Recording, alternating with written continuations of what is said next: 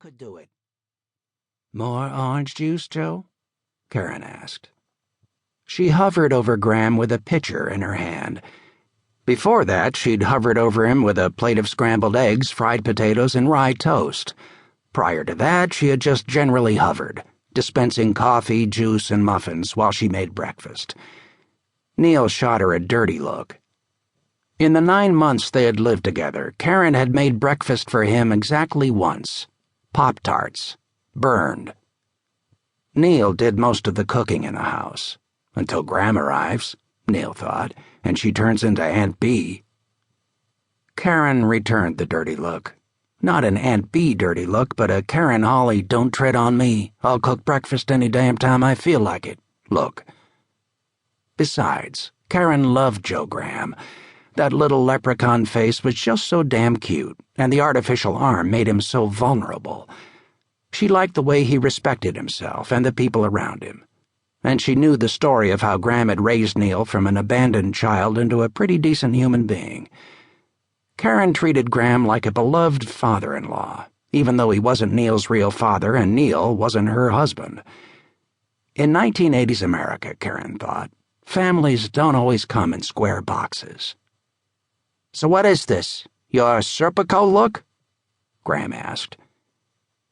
He'd never seen Neal with long hair before, never mind the beard, and the worn denim shirt hanging over faded blue jeans. The kid needed a decade check. "Sort of a disguise," Neal mumbled. He was embarrassed.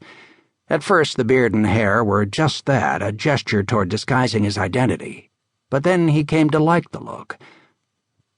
Not even the look so much, he thought, but the feel. More laid back, loosely wrapped. A nice change after he'd spent the first 27 years on his toes and wrapped tighter than the insides of a baseball. "I like it," Karen said. She ran her fingers through his hair where it met his collar. "But maybe I should give it a trim tonight. It's looking a little shaggy."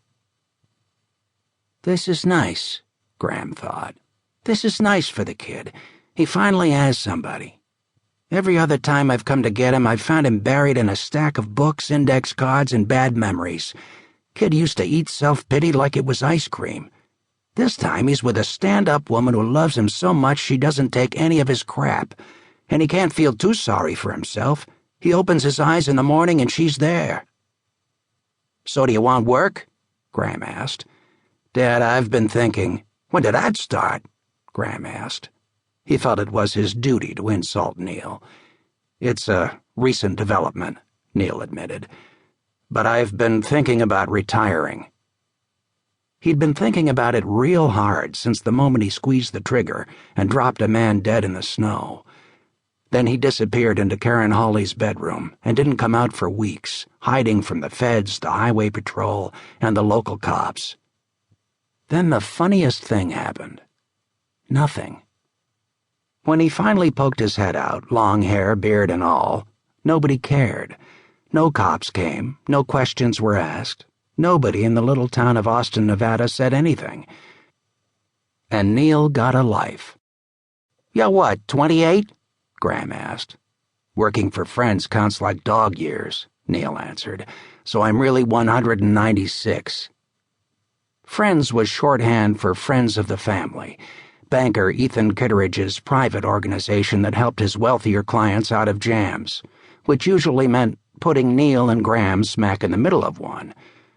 Neal had just gotten out of the last jam and wasn't eager to get into another. "Besides, I'm happy, Graham," Neal thought. "I get up in the morning, fix Karen her lunch, then go to my desk and work on my Smollett thesis until about noon. Then I either make lunch or walk down to Brogan's for a sandwich and a beer, then back to work until late afternoon when I whip up dinner. Then Karen comes home and we eat, after which she usually grades homework.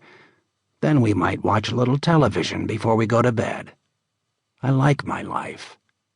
"I'm thinking about transferring my credits from Columbia," Neal said, "and finishing my degree at Nevada." Finishing my degree.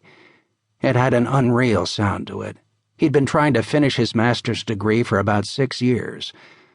But work for friends had taken him on some major detours from his goal of one day teaching English.